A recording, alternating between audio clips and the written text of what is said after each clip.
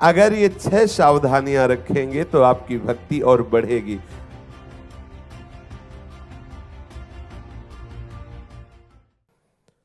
अगर आप सह गए ना तो आपके हृदय में एक अग्नि और लग जाएगी, वो होगी प्रेमाग्नि। इसी अग्नि के सहने से वो अग्नि जलती, ध्यान रखना। अगर ये अग्नि बुझाते रहे तो वो अग्नि नहीं जलेगी, पक्का समझ लीजिए, आप देख लीजिए। इस अग्नि को अगर बुझाते रहे, ये वेग अग्नि जो आती है इंद्रियों की, इनको अगर आप बुझाते रहे तो ये आग नहीं लगेगी, विरहाग्नि। और जब आप इस अग्नि को सहेंगे तो आपकी पूर्ण सन्मुखता प्रभु की तरफ होती, फिर विरहाग्नि जग जाती है।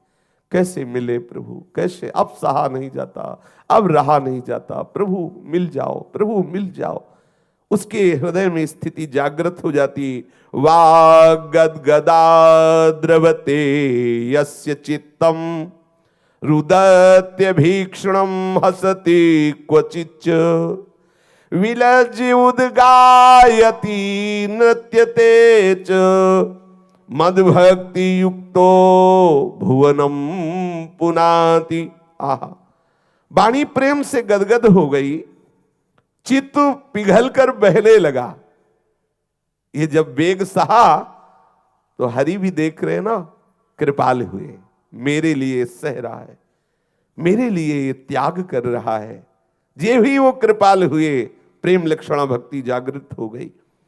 वाणी गदगद है, चित्त पिघल कर बह रहा है, रोने का तांता नहीं टूट रहा। कभी कभी लीला स्फुरित होती है तो देख करके खिलखिला के हंसता है, कभी लज्जा छोड़कर उच्च स्वर में पुकारता है, कभी नाचता है, कभी गाता है। ऐसे भक्त के द्वारा संपूर्ण भुवनों को पावन करने की सामर्थ्य आ जाती। मम भक्ति युक्तो भुवनम पुनातु। बच्चापन की अवस्था थी, बैठ गया, सहना है। कठोरता पूर्वक निश्चय कर लो कि प्राण निकल जाए पर मुझे अपने मार्ग से विचलित नहीं होना, तो प्रभु सामर्थ्य देंगे और एक बहुत आनंद का अनुभव होगा कि अब जब आपके हृदय में भक्ति का द्वार खुला, इन षड विकारों के सहने से, इन वेगों के सहने से, तो अब आप सावधान हो जाइए। जो आपके हृदय में भक्ति जागृत हुई वो नष्ट ना होने पावे। अगर ये 6 सावधानियां रखेंगे तो आपकी भक्ति और बढ़ेगी। जैसे भक्ति का अंकुर अभी उदय हुआ और कोई बकरी आके मुंह मार जाए तो फिर वो बहुत ही बाधित हो जाएगी, पता नहीं फिर कब अंकुरण हो। इसलिए सावधान रहे। आचार्य आदेश कर रहे हैं अत्याहारः। उपासक को चाहिए, अत्याहारा में 2 बातें हैं, एक है अधिक खाना और दूसरा है जो आपको बहुत प्रिय लगता है उसका संग्रह करना। ये प्रवृत्ति होती, जो मुझे वस्तु बहुत प्रिय लगती है, लगता है बहुतायत हो उसकी, वो वस्तु बहुत मात्रा में हमारे पास होनी चाहिए। ये हमारे भक्ति को क्षीण करने वाली वृत्ति है। जो मुझे बहुत प्रिय लग रहा हो उसे नहीं खाना, जो बहुत प्रिय लग रहा हो उसे नहीं रखना। आहार विहार में जो इंद्रियों के विलास में है, जो बहुत प्रिय लग रही है वस्तु वो पास नहीं रखनी। जो बहुत प्रिय लग रही, जो हमें, जिसमें हमारी बहुत रुचि है, उसे हमें नहीं खाना, क्योंकि मुझे भगवत आराधन में लगना है। हमारे हृदय में जो इन वेगों के सहने से भक्ति बढ़ रही है उसको ये नष्ट करने वाले हैं। इसलिए आदेश करें अत्याहारः। ऐसा है, जिस दिन अधिक भोजन कर लो ना तो प्रमाद स्थिति आती, इधर उधर के चिंतन आते, लोगों से बात करने का मन होता है, फिर कमरे में बैठकर एकांतिक चिंतन करने का मन नहीं होता, बाहर प्रपंच करने का मन होता है। चलो घूमें फिरें, देखें, बात करें, लोगों से मिलें, ये बात आती है अंदर से, या फिर और भी प्रपंच कार्यों में रति होने लगती है। अत्याहार तो बहुत ही वर्जित है। एक नियमावली बनानी चाहिए साधक को कि मेरा 4 रोटी में हो जाता है, फिर बस उतना ही अनुपात रखे। कहीं अगर अच्छा भी भोजन मिल जाए तो उतना ही अनुपात, एक भी कवल ज्यादा नहीं होना चाहिए, उतना ही एक सीमित अनुपात रखे। ये जो हमारे अंदर अधिक पाने की वासना, ये हमारी प्रकट हुई भक्ति को छीण करने लगती है। इसलिए उपासक सावधान रहे। और प्रयासस्य आदेश कर रहे हैं कि जो भक्ति के प्रतिकूल तुम्हारे प्रयास हैं, चेष्टाएं हैं, बहुतायत है कार्यों की भक्ति के प्रतिकूल, उनको आप त्याग दीजिए।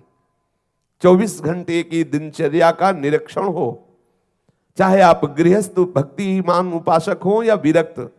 गृहस्थ हैं तो जो भी आपकी सांसारिक चेष्टाएं हो भगवत प्रीत्यर्थ शास्त्र अनुकूल होनी चाहिए, धर्म अनुकूल होनी चाहिए।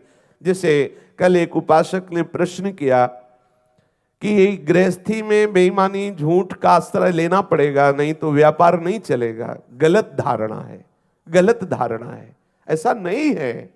माना बेईमानी में तुम थोड़ा अधिक धन कमा लोगे, लेकिन अशांति, रोग, क्लेश, मंद बुद्धि ये सब आपके को घेर लेगी और आप भ्रष्ट हो जाएंगे, आपके आचरण बिगड़ जाएंगे, आपके बच्चों के आचरण बिगड़ जाएंगे, आपके घर में अशांति आ जाएगी। माना आपके पास धन उतना नहीं होगा, लेकिन आप चैन से नमक रोटी खाएंगे, स्वस्थ रहेंगे, विचार पवित्र रहेंगे, परिवार में शांति आनंद रहेगा। आप मानिए, अधर्म पूर्वक कमाया हुआ धन कभी किसी को चैन नहीं लेने देता, कभी शांति नहीं मिल सकती। विश्वास कीजिए, ये भ्रम हटा दीजिए कि हम अधर्म से झूठ बोल करके बहुत धनी हो जाएंगे और हम बड़े शांत हो जाएंगे, सुखी हो जाएंगे। कदापि नहीं, ये भ्रम छोड़ दीजिए।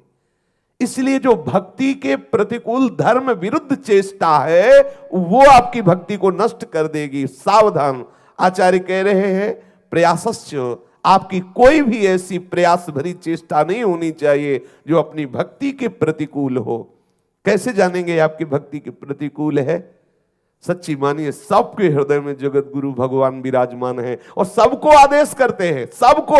आप कोई भी आचरण करने जाइए, आपको देखिए अंदर से उत्तर मिलेगा। आप थोड़ी देर पहले अंतर्मुख होइए और आप देखिए आपको बिना प्रश्न का उत्तर आएगा कि ये गलत करने जा रहे हो, ये सही करने जा रहे हो। अंदर जगत गुरु बैठा, सबका, जैसे अर्जुन का सारथी बना हुआ बैठा है, ऐसे सबका सारथी बना हुआ बैठा है। आप पहले प्रश्न तो कीजिए। अगर आप प्रश्न करना नहीं जानते तो सुनना जान लीजिए। आप थोड़ी देर एकाग्र होकर के अंदर सुनिए, वो उत्तर आ रहा है, ये ठीक नहीं है, ऐसा गलत है, ऐसा नहीं करना चाहिए। उसी समय मन बोलेगा नहीं करना चाहिए, बड़ा लाभ मिलेगा। बस पहचान होनी चाहिए कि कौन सी गुरु की आज्ञा है और कौन सी मनमानी आचरण की बात है। प्रयासश्च, आपका कोई भी ऐसा प्रयास नहीं होना चाहिए, कोई भी ऐसी चेष्टा नहीं होनी चाहिए, या जो चेष्टाएं आपकी भक्ति विमुख है उनको हटा दीजिए। मनोरंजन नहीं चलता इस मार्ग में, इसमें मनोभंजन चलता है। मन का नाश ही स्वरूप बोध है, मन का नाश ही प्रेम मार्ग में प्रवेश है। मन मार्या तन वश में कीन्हा, हुआ भरम सब दूर। बाहर से कुछ दिखत नाही, अंदर चमके नूर। आपो त्याग जगत में बैठे, नहीं किसी से काम। उनमें तो कछु अंतर नाही, संत कहो चाहे राम। मन मार्या, ये जो हम मनोरंजन के लिए तैयार हो जाते हैं कि 8 घंटे हो तो गए साधन भजन, थोड़ी देर तो मनोरंजन होना चाहिए। ये थोड़ी देर वाला ही 8 घंटे के ऊपर पोछा लगाने की चेष्टा करेगा, ऐसा कोहरा पैदा कर देगा, अंधकार पैदा कर देगा, जिससे हम सही मार्ग क्या है नहीं जान पाएंगे। ये जीवन अब मनोरंजन के लिए नहीं है। हमारा मनोरंजन हमारे ठाकुर का नाम रूप लीला धाम होना चाहिए, अन्य नहीं। प्रजल्पो, आगे आज्ञा कर रहे हैं कि जो हम बोलने का अभ्यास है, प्रजल्प, कुछ भी किसी से कैसे भी बोल रहे हैं, बिना मतलब बोल रहे हैं, कोई आवश्यक नहीं है, ये व्यर्थ की वार्ता करना आप रोकिए। प्रजल्प, ये स्वभाव होता है, कभी कभी ऐसा उपासक में देखा, बेमतलब की बातें, कोई तुकतान नहीं, एक शब्द को घसीट के आधा घंटा तक उसे इधर उधर फैलाना संसारिकता में नहीं। ठीक उत्तर, ठीक बात, भगवत संबंध से युक्त बात, मंगलमय बात, प्रिय बात, हितैषिता से भरी बात, भक्ति वर्धक बात होनी चाहिए। व्यर्थ की वार्ता नहीं होनी चाहिए, संसारिकता की मिलावट नहीं होनी चाहिए। अगर हमारे हृदय में ये प्रजल्प स्वभाव है, जिससे आया उसी से बात कर रहे हैं, हंस रहे हैं, प्रपंच की बात कर रहे हैं, ये हमारी भक्ति को छीण करने वाली है। उपासक गंभीर रहे। और नियमाग्रह, श्री रूप गोस्वामी जी कह रहे हैं कि जो नियम गुरुदेव ने आपको दिए हैं उन नियमों का कभी उल्लंघन नहीं होना चाहिए। दीर्घ काल तक गुरु प्रदत्त नियमों का पालन होना चाहिए। जो श्री गुरुदेव ने आपको नियम दिए हैं उन नियमों का दीर्घ काल तक पालन होना चाहिए और कोई मनमानी नियम नहीं लेने चाहिए। दूसरों के अधिकारगत नियमों को नहीं धारण करना चाहिए।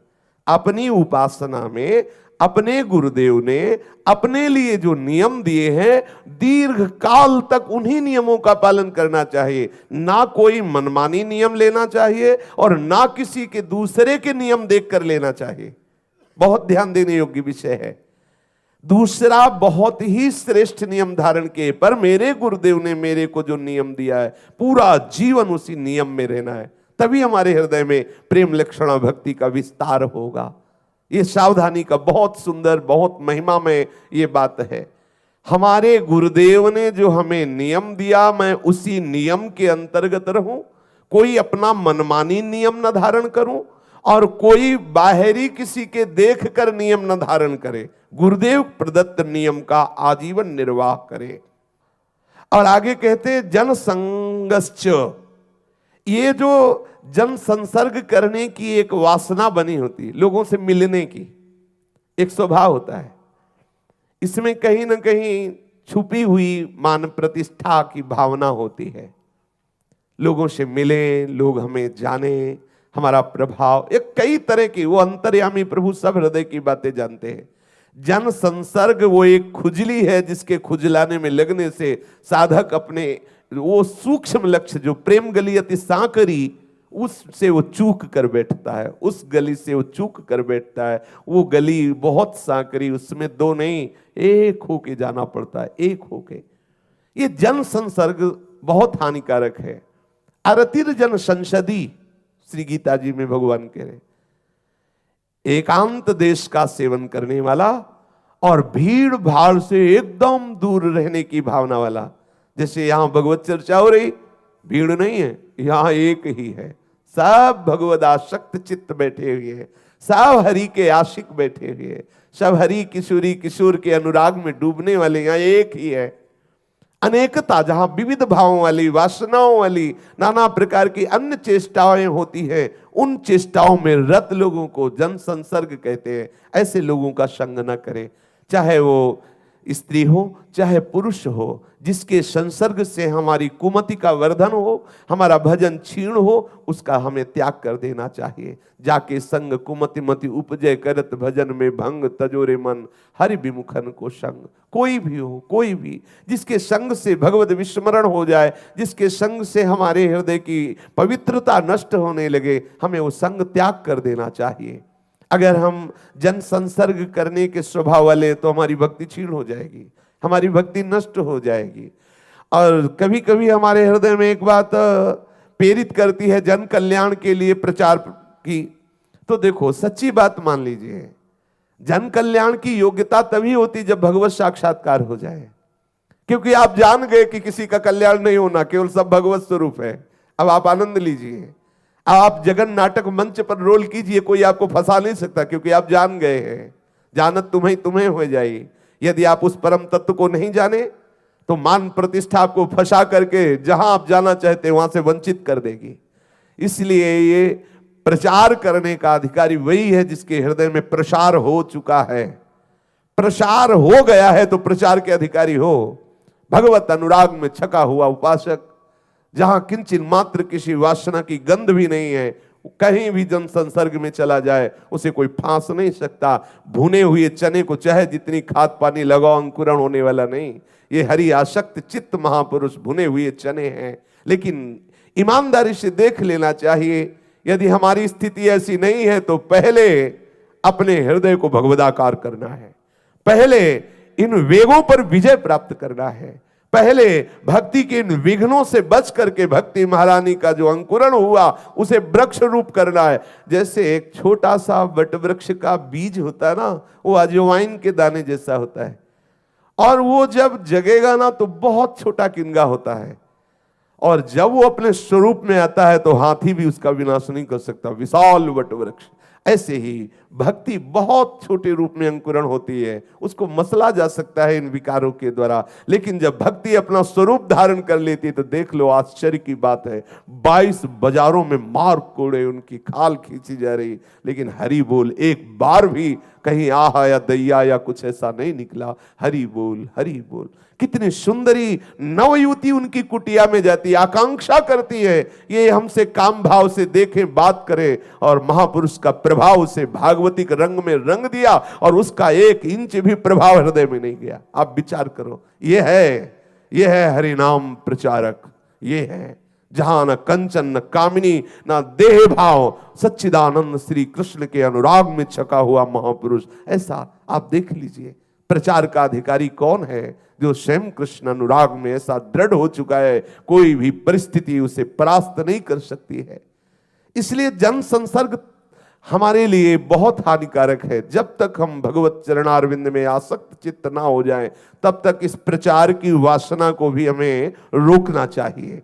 पूज्यपाद श्री रूप गोस्वामी जी महाराज कह रहे, जन संसंग, अगर आप जनसंग करेंगे, जो नाना प्रकार के विकार प्रकट करने वाले जनसंग हैं, जैसे कोई भक्त के बाने में भी है, लेकिन हम उसका संग करें, हमें पता चल जाए कि हमारे नाम रूप लीला धाम गुरु निष्ठा आदि में विचलता पैदा हो रही है, इसके संग से विषय सेवन की लालसाएं प्रबल हो रही हैं, हमें संग त्याग देना चाहिए। हमें एक मात्र लक्ष्य रखना है, जिनके संग से, जिनके दर्शन से, संभाषण से हम इन वेगों को सहने लायक बनते हैं, संसार का राग जिनके संग से नष्ट हो रहा है, प्रभु की स्मृति जिनके संग से जागृत हो रही है, हमें वही संग करना है। वो जन संसर्ग नहीं है, वो भगवत प्रेमी महात्माओं का संग हमारे लिए बड़ा लाभदायक है। एक संग को त्यागने के लिए दूसरे संग की आवश्यकता है।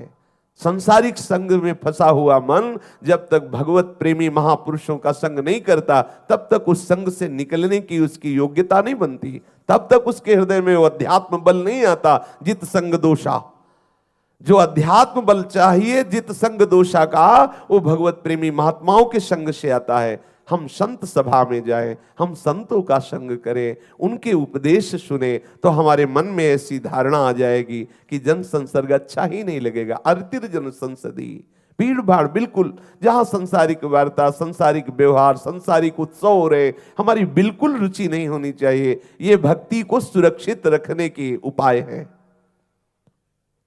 लौल्यंच, ये जो हमारे अंदर चंचलता है, वाणी की चंचलता, शरीर की चंचलता, दृष्टि की चंचलता, ये बेढंगे ढंग से चलना, बैठे पैर हिल रहा, अब अरे नहीं, मन को एकाग्र करके लगा।